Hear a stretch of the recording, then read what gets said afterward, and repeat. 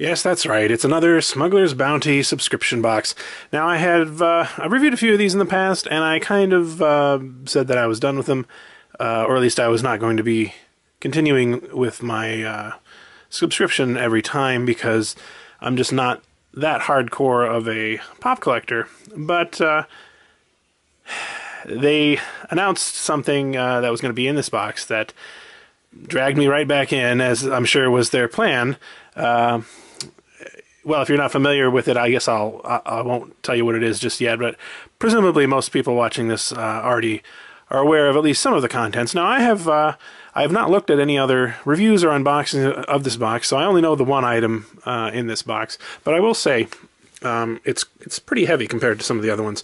Now, the theme here, in case you can't tell, is Empire Strikes Back. Here we have Luke in his, I guess, sort of training gear on Dagobah is what I assume this is supposed to be. So let's go ahead and open this sucker up. And I'm particularly interested to see what's in the box aside from the one item that I sort of bought it for.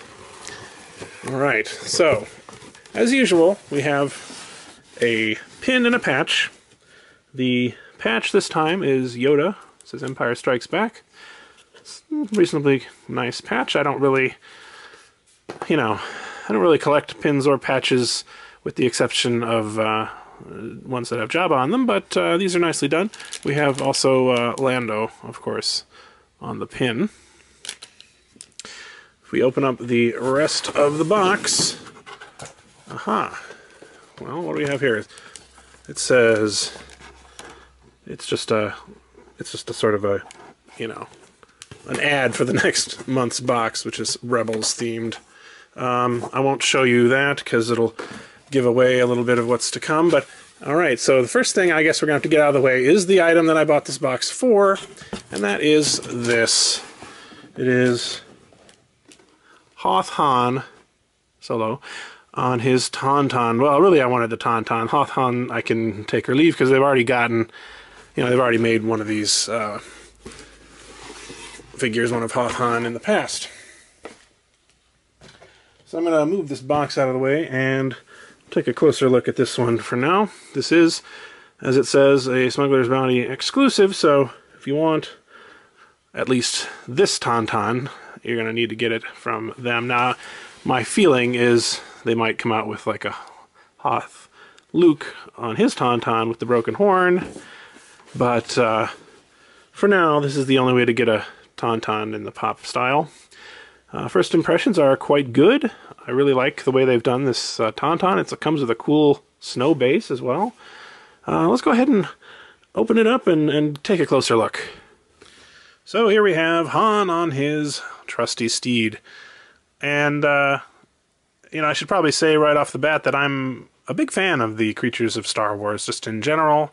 That may be one reason why I like Jabba's Palace so much, is that there's just so many creatures there. But I'm also a big fan of things like the Tauntaun, the Wampa, and so forth. So, yeah, I'm a sucker for Tauntaun stuff. But I think they did a good job here. This is well sculpted, and it's impressively large, for sure. If you compare this with a regular pop figure, like maybe Jabba himself is actually larger than the typical pop figure, but completely dwarfed by the Tauntaun. So you do feel like you're getting your money's worth to some degree, I think, here. The Tauntaun portion is actually not a bobblehead. In fact, yeah, you can't move the head at all. Han is a bobblehead. Now, he can't be removed from the Tauntaun at all. Some of the other figures they've done in a similar vein, like the Sand Trooper with the dewback, they were kind of like separate figures, and you couldn't even really put him on the dewback properly. But this one is just on there permanently, which is fine. They've already made a separate Han Solo, as I mentioned, so not a big deal to have them attached. Now, I do think it's very well sculpted, paint-wise, pretty good. I don't have a lot of complaints. They've done some highlights on the fur to give it a little bit more dimension. For the most part, the cuts or the divisions between the paint, different colors of paint are pretty good. I mean, they're not fantastic, but, you know, for this kind of figure, about as good as you could expect. I will say that this base, while I do like it, it kind of looks better from a short distance away, because if you look too closely at it, it's basically just a glossy plastic piece with some blue paint spattered on it, which is, you know, it's all right. I'm glad they make the effort. They made the effort to do something like this, but maybe using some kind of translucent plastic might have been nicer. Give the ice effect more effectively. But anyway, mine here, if you look at the Star Wars logo, if we can make the thing focus, come on. It is actually kind of messed up. Well, this doesn't want to focus. It likes the Tauntaun too much. I can't blame it. But yeah, the paint here has gotten messed up. There we are. And, you know, it was just that way out of the box. So that's a little disappointing too. But overall, I would say this is quite a nice figure. I really like it. I hope they do come out with Luke on a Tauntaun. I suppose you could make a custom version if you really wanted to, by removing this head and sort of maybe repainting a little bit. You know, putting a Han. I think they have a Hoth Luke, don't they? I think it came with the Wampa figure. I'm blanking on this a little bit, but you know, you could theoretically make your own, but that seems kind of excessive. I mean, I imagine they're going to make one, maybe as an exclusive, perhaps. So yeah, this gives a thumbs up from me.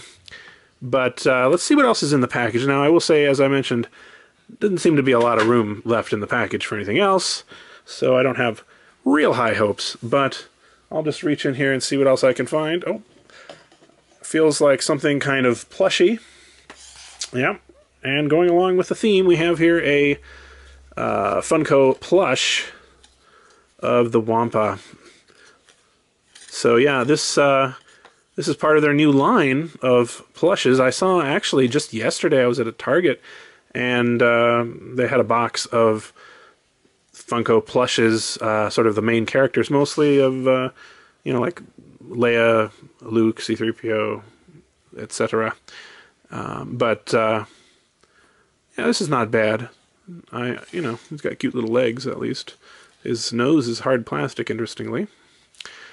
I don't know if I'd go out of my way to buy this, but, you know, I won't say no to Wampa-related merchandise. Let's see what else is in the package. Okay, we've got what appear to be a pair of socks. This is, from glancing at the little sheet that came with this, this is apparently the first in a line of pop socks, which, you know, they're certainly expanding with all this pop stuff. I wonder if they're going to sort of hit a point where the bubble will burst and, you know, they'll become like the next Angry Birds or whatever, and nobody cares about them anymore. But for now, they're certainly going gangbusters. These are okay. They're, you know, pop versions of Darth Vader and Stormtrooper on a sock. I would wear these, I guess. I'm kind of a fan of novelty socks in general, so yeah.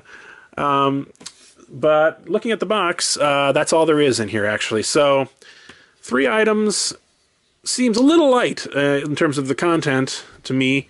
You know, well, I mean, of course you have to include the pin and the patch, but personally, I would like to see probably at least 4 items, even if the other item is just a little, like, kind of throwaway item. It just might make you feel a little bit better that they put a little more effort into the content. But I guess I can't complain too much. This is what I was really signing up for, and I'm pretty happy with that. So that's about it for now. As I mentioned, I'm not going to be doing sort of all of the boxes. I'm not interested in all of them. I don't think I'm going to be picking up the Rebels one, for example. But I might do more in the future if they have something that looks good to me. You guys subscribe to this Smuggler's Bounty yourselves. I'm kind of interested to know what you think, especially now that we're well, I don't know, how many boxes have there been? About 5 or 6, at least. What your impressions are of them overall. It does seem to be that Funko is moving away a little bit from the mystery box concept, because they've actually been releasing their own unboxing videos of these, which seems weird to me. But also, you know, teasing things like this figure on social media way in advance of its release. So they've apparently decided that having people know what's in the box is going to be more effective than just counting on people to just blindly buy the box, which makes sense. You know, it worked for me, I'll have to say that. All right, well, until next time, thanks very much for watching.